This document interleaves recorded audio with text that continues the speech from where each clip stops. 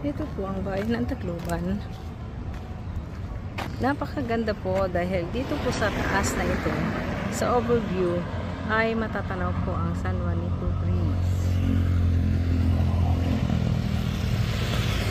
At dito po nangyari ang trahedya kung saan libo-libong mga tao ang mga nawala sa araw ng Yolanda Typhoon.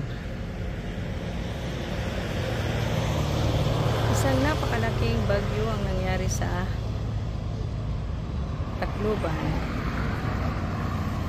nung araw na dumating ang Yolanda sa kanilang bayan. At ito ang maliit na daanan na naging